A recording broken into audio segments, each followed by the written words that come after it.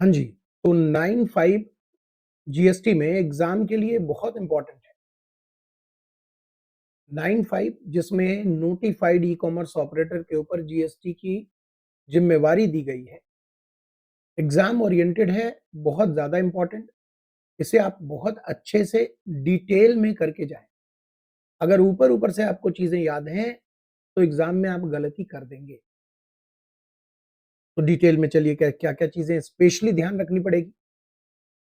Notified e commerce operator पहले अगर मैं ब्रीफिंग करूँ 9(5) की, तो नोटिफाइड ई-कॉमर्स ऑपरेटर को 4 केसेस में जीएसटी जमा कराने की ज़िम्मेवारी दी गई है। वो 4 सर्विसेज कौन-कौन सी हैं जिसके सप्लाई पर नोटिफाइड ई-कॉमर्स ऑपरेटर जीएसटी जमा कराएँगे?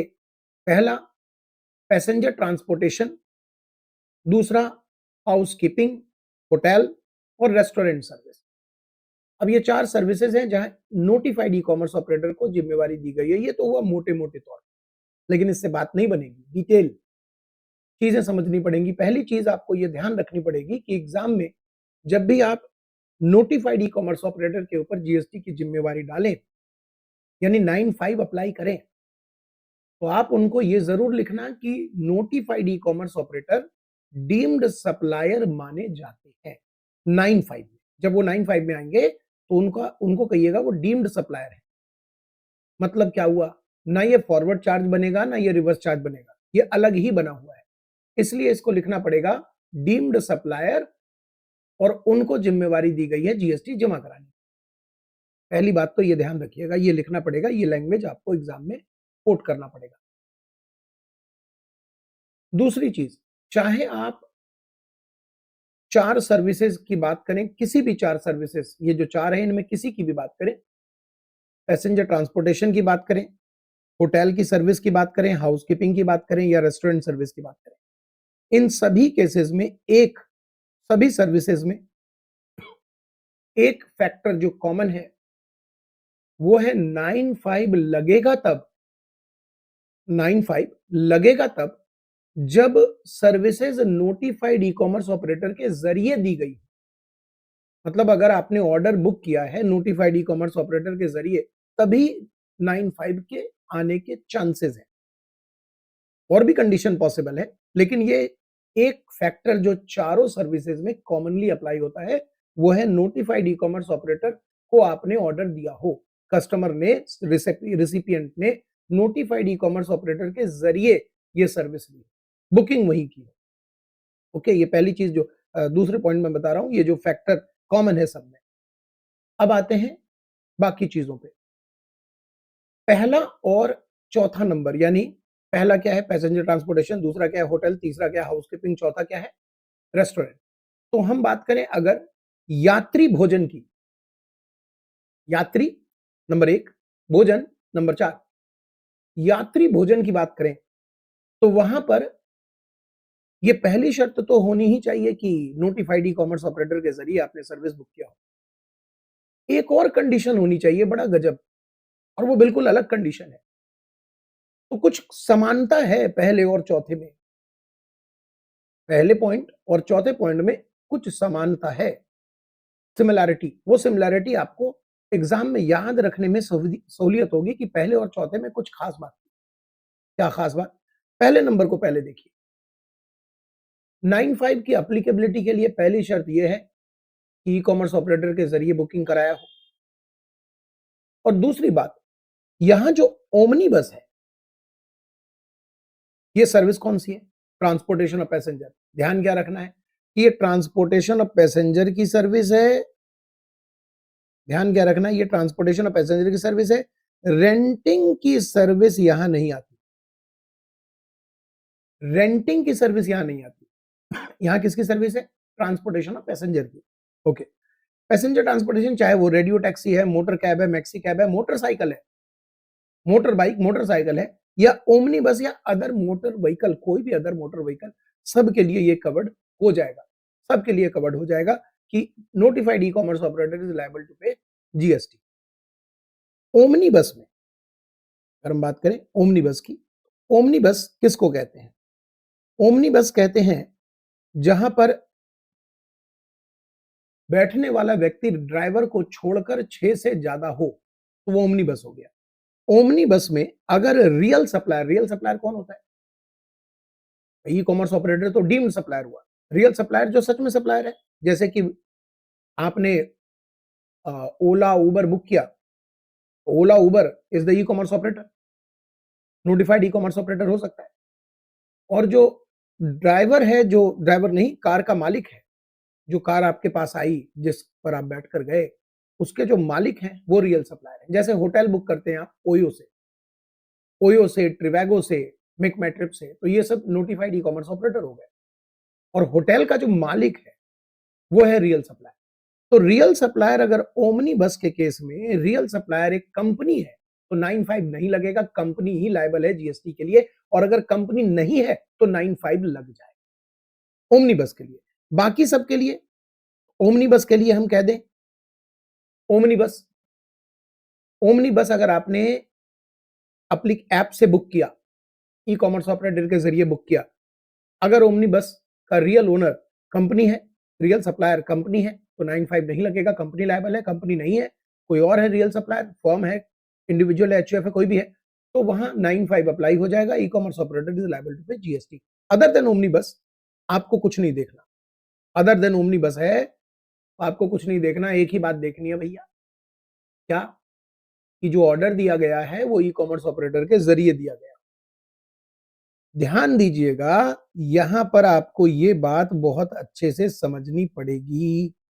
कौन सी बात सर? ये वाली बात। 95 जब आप अप्लाई करोगे नंबर 1 के सर्विस पर, तो जो रियल सप्लायर है वो 22 में, 24 में, 25(3) में या अनरजिस्टर्ड कुछ भी हो सकता है। अब रजिस्ट्रेशन को जरा सा ब्रीफिंग कर दूं। जीएसटी के रजिस्ट्रेशन को मैं दो हिस्सों में बांट सकता हूं, person liable for registration, compulsory registration, और person not liable for registration. दो हिस्सों में बट गया। जो नॉट लाइबल है वो भी अपनी मर्जी से वॉलंटरली रजिस्ट्रेशन करा सकते हैं। इसे कहते हैं 25(3) का रजिस्ट्रेशन। क्या कहते हैं? 25(3) का रजिस्ट्रेशन। जो लाइबल है रजिस्ट्रेशन के लिए, उनके दो हिस्से, 22 में टर्नओवर बढ़ जाने के वजह से लाइबल है, 24 में कुछ एक्टिविटी करने के वजह से रजिस्टर्ड होने के लिए लाइबल है। तो अगर हम कहें तो 3 प्रकार के लोग रजिस्टर्ड होते हैं। एक जो लायबल नहीं थे, मन मर्जी से रजिस्टर्ड करा लेते हैं 25(3) में। एक जो लायबल थे टर्नओवर के वजह से 22 में। और एक जो लायबल थे टर्नओवर की वजह से नहीं, एक्टिविटी के वजह से 24 में। तो यहां 4 कैटेगरी बना दी हमने, 3 रजिस्टर्ड व्यक्ति के, एक अनरजिस्टर्ड। रजिस्टर्ड व्यक्ति जो लायबल नहीं था, जबरदस्ती अपनी मर्जी से रजिस्ट्रेशन ले रहा है, 25(3). जो लायबल था एक्टिविटी बेस्ड, जो लायबल था टर्नओवर बेस्ड, और जो रजिस्टर्ड ही नहीं है। तो चारों में से कोई भी हो रियल सप्लायर, कोई फर्क नहीं पड़ता, 95 अप्लाई होगा। ये बात पहले नंबर पे भी लागू होता है और चौथे नंबर पे भी, यात्री पर भी और भोजन पर भी। रेस्टोरेंट वाले में भी 95 जब लगेगा तो रियल सप्लायर चाहे वो रजिस्टर्ड हो 22 में, 24 में, 25(3) में या अनरजिस्टर्ड हो, फर्क नहीं पड़ता। लेकिन यही चीज सर्विस नंबर 2 और 3 के लिए अलग है। सर्विस नंबर 2 और 3 क्या है सर? भाई होटल की सफाई। सर्विस नंबर 2 होटल और सर्विस नंबर 3 सफाई। होटल में क्या खास बात है, जरा उस पर आते हैं। होटल में क्या है कि 2 शर्तें होनी चाहिए साहब 95 लगने के लिए। एक तो आपने सर्विस लिया हो ई कॉमर्स ऑपरेटर के जरिए, वो तो कॉमन फैक्टर सबके लिए। और दूसरी शर्त ये होनी चाहिए कि होटल वाला 22 में ना रजिस्टर्ड हो, यानी 4 में से एक व्यक्ति वो ना हो, तभी 95 लगेगा। चाहे वो मर्जी से रजिस्टर्ड हो गया हो 25(3) में, चाहे वो एक्टिविटी की वजह से रजिस्टर्ड हो गया हो 24 में, चाहे वो अनरजिस्टर्ड हो, लेकिन 22 में रजिस्टर्ड नहीं होना चाहिए। अगर वो 22 में रजिस्टर्ड हुआ तो e commerce operator is not liable to pay GST, real supplier ही जीएसटी देगा। अब इतनी डिटेलिंग चाहिए आपको एग्जाम के लिए? ऊपर ऊपर से नहीं चलेगा। Okay, housekeeping, copy paste hotel वाला, दो शर्तें। पहली, ई कॉमर्स ऑपरेटर के जरिए आपने बुक कराया हो, और दूसरी, रियल सप्लायर 22 में रजिस्टर्ड नहीं होने चाहिए। अगर 22 में है तो रियल सप्लायर लायबल है, अदरवाइज जो 3 केसेस है उसमें ई कॉमर्स ऑपरेटर सेक्शन 95 में अप्लाई रजिस्ट्रेशन के लिए लायबल हो। अब आते हैं रेस्टोरेंट, यानी कि पहला नंबर चौथा नंबर क्या बन गया जी, भोजन यात्री भोजन, और दूसरा तीसरा क्या बन गया जी, होटल सफाई। अब यात्री भोजन, भोजन पे आते हैं, रेस्टोरेंट। जैसे आपने यात्री में ओमनी बस का स्पेशल केस देखा, बाकी सबके लिए ठीक था, ओमनी बस का स्पेशल केस देखा, वैसे ही भोजन में आपको एक स्पेशल केस देखना है कि रेस्टोरेंट अगर स्पेसिफाइड प्रीमाइसेस के अंदर लोकेटेड है। स्पेसिफाइड प्रीमाइसेस मतलब ऐसा होटल जो रहने की सुविधा देता हो। स्पेसिफाइड प्रीमाइसेस मतलब ऐसा होटल जो रहने की सुविधा देता हो, जिनके रूम का रेंट डिक्लेयर्ड, चाहे वो एक्चुअल कम लेते हो, डिक्लेयर्ड चाहे वो रियल कम लेते हो, but declared tariff 7,500 per unit per day से ज्यादा है, तो ये क्या कहलाते हैं, ये कहलाते हैं स्पेसिफाइड प्रीमाइसेस। अगर आपका रेस्टोरेंट जिसकी बुकिंग आपने की है वो यहां पर लोकेटेड है तो real supplier is liable to pay GST. जैसे ओमनी बस में रियल सप्लायर कंपनी, वैसे यहां पर स्पेसिफाइड प्रीमाइसेस आ गया। अदरवाइज बस एक ही शर्त है, क्या आपने ई कॉमर्स ऑपरेटर के जरिए बुकिंग करा, यस, तो बस बात खत्म हो जाती है। फिर रियल सप्लायर, फिर से देखिएगा, ध्यान दीजिएगा, फिर रियल सप्लायर चाहे वो रियल सप्लायर रजिस्टर्ड हो 22 में, 24 में, 25 में, या नहीं हो रजिस्टर्ड, कोई फर्क नहीं पड़ता। यानी क्या ये सिमिलर हो गया पॉइंट 1 के, यस। तभी मैं कह रहा था भोजन यात्री एक साथ रखिएगा और होटल की सफाई एक साथ रखिएगा। उम्मीद करता हूं कि आपका कंट्रोल बन गया होगा 95 में, क्योंकि कंट्रोल नहीं बना तो मोटे मोटे तौर पे पास नहीं होते बच्चे ना। एग्जाम लॉ का एग्जाम है ये, GST law, income tax law. यहां गाय के 3 पैर, अप्रोक्स आंसर सही नहीं होता, गाय के 4 पैर लिखेंगे तभी बात बनेगी। आप कह दें कि 3 पैर तो लिखा है हमने, अप्रोक्सीमेटली कर लो, 4 के बराबर ही बैठ रहा है, चलो छोड़ो, स्टेप मार्किंग दे दो, 3 पैर के हिसाब से दे दो। तो जैसे गाय के 3 पैर का आंसर सही हो पाएगा या हम वो स्टेप मार्किंग दे पाएंगे, नहीं ना। वैसे ही जीएसटी में आपने गड़बड़ किया तो गड़बड़ किया। इनकम टैक्स में जब आप कैलकुलेट करते हो, फुल फ्लेज्ड आंसर करते हो, वहां पर स्टेप मार्किंग बिल्कुल मिलेगा। लेकिन यहां गलती कर दी तो कर दी, बात खत्म हो गई, गलती हो गई। आपसे यही पूछा जा रहा था कि जीएसटी कौन देगा, वही गलत हो गया तो बात ही खत्म हो गई। ध्यान से, सावधानी से, डिटेलिंग जरूरी है। डन।